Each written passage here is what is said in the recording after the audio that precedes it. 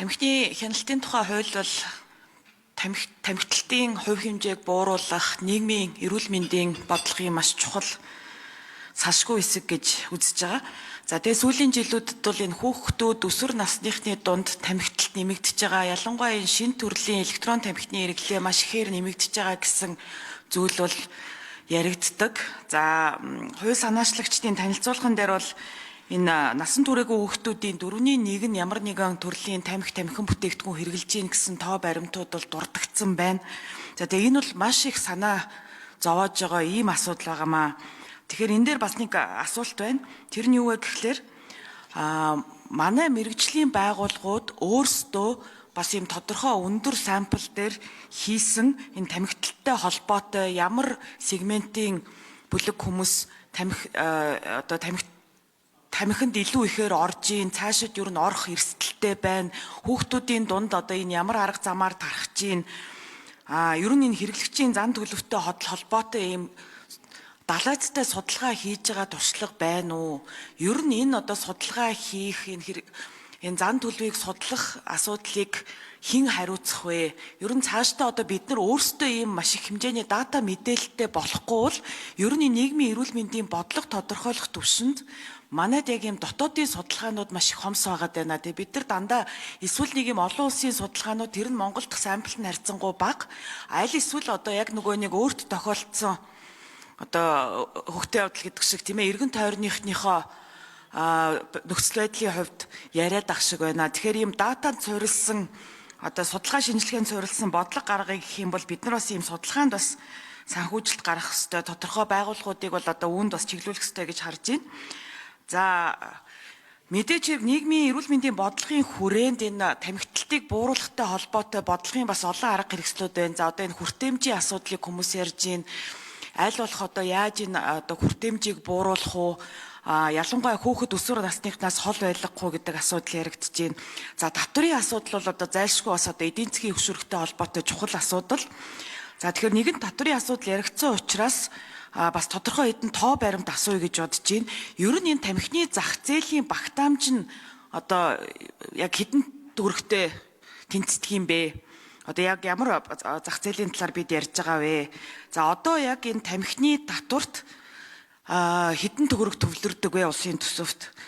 За 2026 онд энэ татвар нэмэгдүүлснээр нэмэлтээр хэдэн төгрөг төвлөрөх юм бэ гэсэн ямар тооцоонууд байгаа вэ? Яг энэ дээр тодорхой тоонууд хэлж өгнө үү? За энэ тамхины импорт бол ийм тусгай зөвшөөрлөөр олгогддог гэж ойлгож байгаа. Тамхи импортлох тусгай зөвшөөрөл эзэмшигчдийн тоо хэд байдаг вэ? За эдгээрээс яг ийм одоо хэмжээгээр зах зээл дээр давмгай байдлаар тамхи импортлогдож байгаа аж ахуйн нэгжүүдийн мэдээллийг бас хэлж өгнө үү? Тамхины импортлогчд бол одоо тодорхой бас үүрэг хариуцлага хүлээх ёстой гэж үзэж байгаа. Тэгэхээр энэ тамхины импортлогчдын мэдээлэл за тэдгээрийн одоо зах зээлд эзлэх хувь хэмжээний мэдээлэл бас нээлттэй байх ёстой гэж үзэж байгаа. За тэгэхээр энэ талаар хууль туссан бөгөөд одоо хувь санаачлагчийн судалгаанд ямар мэдээллүүд туссан бэ? За эрүүл мэндийг дэмжих сан гэдэг нэг юм сан ороод ирж байгаа. За энэ сангийн зарцуулалт бол одоо бас анхаарал татж байна. Сангийн зарцуулалтын дээр бол одоо жишээлх юм бол спорт цогцлбор баримч гэнэ одоо ингээд ер нь бол бас улсын төсвөөр хийгдэх ёстой зүйлүүд тусгагдсан харагдаж байгаа. За эннийхээ бас үндслийг тайлбарлаж өгнө үү? За мөн одоо эрүүл мэндийн даатгалын сангаас тамхины хамаарлаас гарах асуудал. За Одсөрөнгийн номын жимэг шүү хариулна. За жаргалан гишүүнд баярлалаа. Нийгмийн эрүүл мэндийг хамгаалах асуудал бол нам харгалзахгүй нийгмийн суурь асуудал гэдэг байр сууриас хандж байгаа талархаж байна. Энэ ч бас байр сууриас бүх намын төлөөлөл оролцсон 78 гишүүн энэ хуульд бас санал нэгдсэн байхаа гэж бодож байна. За жаргалан гишүүний асуусан одоо наривчилсан судалгаануудын талаар манай эрүүл мэндийн байгууллагын хариулах бах. За миний хувьд байгаа мэдээлэл дээр энэ импортын зах зээлийн хувьд ямар зах зээл байна гэдэг чинь. Бид нар бол нийтдээ бол нэг 17 тусгай зөвшөөрөл эзэмшигч байгаа юм байна. Хүнсгүтэй аж ахуйн яамнаас тусгай зөвшөөрлийг өгдөг. Энэ дээр ч бас жоохон гажуудалтай юм байлээ ер нь. Худалдааны асуудал эрхэлсэн одоо байгууллага уг нь тусгай зөвшөөрлийг өгөх ёстой. Гэтэл одоогийн засгийн газрын бүтцээр худалдааны асуудал эрхэлсэн сайд маань яамгүй портфолио сайд. Тэгээ засгийн газрын тогтоолоороо хүнсгүтэй аж ахуйн яамнаас одоо энэ тусгай зөвшөөрлийг өгдөг. Тэгээ нөгөө хүнс биш хөдөө аж ахуйч биш одоо тийм бүтээгдэхүүнийг ер нь бас цаашид бид нар яаж хяналтаа тавих үүднээс байх уу төрийн байгууллагууд маань одоо импортлж байгаа бол тэрнийхээ хяналтыг тавьдаг энэ бүтцийг яах вэ гэдэг дээр сайн харах л ёстой гэсэн бас байр суурьтай байгаа. За 2024 оны гайлын ерөнхий газрын мэдээлэлээр бол ерөнхийдөө нэг нийтдээ 90 сая долларын мэдүүлсэн үнэн шүү дээ тий 90 сая долларын ийм бүтээгдэхүүн Монгол улсад орж ирсэн байлээ. 3.5 тэрбум ширхэг янжуур тамхи, 8.2 сая ширхэг электрон тамхи. Тэгээ энэ дэр гайл дээр мэдүүлж байгаа үнийн дүн зах зээл дээр одоо зарагдж байгаа бүтээгдэхүүнийг харахаар ер нь бол нэлээд одоо 100% ашигын маржин тавьж явдаг бүтээгдэхүүн байлээ. Тэгэхээр нийтдээ нэг 700 тэрбум төгрөгийн зах зээл бол байна гэж харж байгаа. Нэлээд их зах зээл. Тэгээ энэ маань өөрөө энэ тусгай зөвшөөрөл эзэмшигчдийн тоон олон юм шиг боловч яг үндэ зах зээл нь бол олигопол зах зээл үүссэн. За янжуур тамхин дээр бол зах зээлийн 90%-ийг бол 2 аж ахуй нэгжил эзэлж байна. Энэ нь Voltam гэдэг компани байна. Импортлогчийн хувьд Japan Tobacco гэдэг одоо брэндүүдийг оруулж ирдэг. Нөгөөх нь Алтан гадас гэдэг Солонгосын KTNG гэдэг компани тамхинуудыг оруулж ирдэг. Энэ хоёр компани маань янжуурынхаа зах зээлийн 90%-ийг эзэлж байгаа. За электрон тамхин дээр болвол энэ зах зээлийн 75%-ийг Electronic Gadget гэдэг компани дангаараа эзэмшдэг.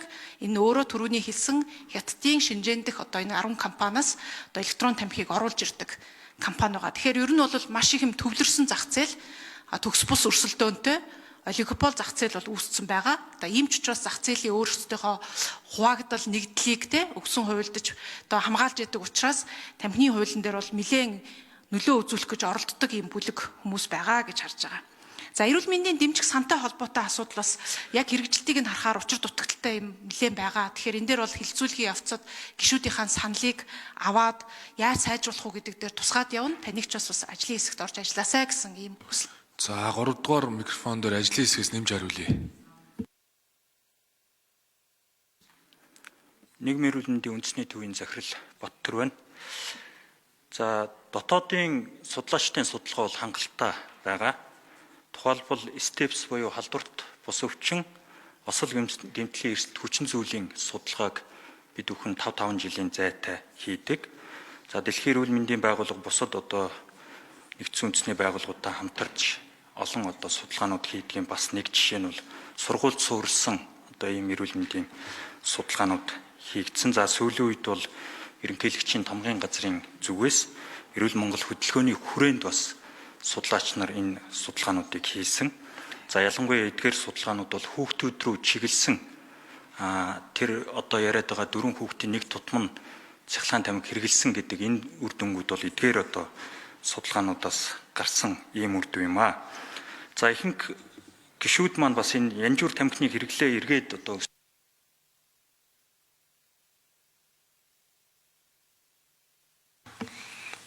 За нэмэлт 1 минут. 3 дугаар микрофон. Хэрэглээ өсөх юм биш үү гэдэг одоо ийм асуудлуудыг тавьж байна. Тэгэхээр бид нар өнөөдөр цахилгаан тамхинд янжуур тамхинаас гараад цахилгаан тамхи руу шилжиж байгаа энийг бид нар тамхинаас гарч ийн гэж андуурч яриад байгаа. Энийний нотлохоо нь маш олон нотлохоонууд байгаа. Хамгийн энгийн жишээ бол импортын бараан дээр янжуур тамхиныг хэрэглээ импортоор орж ирж байгаа бүтээгдэхүүн нэмэгдэж байгаа. Вебных бол бүр одоо огцом нэмэгдэж байгаа. 430 мянган веб саяхан 4-5 жилийн өмнө оруулж ирдэг байсан бол одоо 8 сая гарan одоо вебийг одоо оруулж ирдэг. Тэгэхээр энэ бол ерөөсөө тамхинаас гаргаж байгаа юм одоо хэрэглээ биш юм аа. За дэмжих сантай холбоотой асуудал дээр бол 2025 онд энэ дэмжих сангийн төсөв бол татагдсан.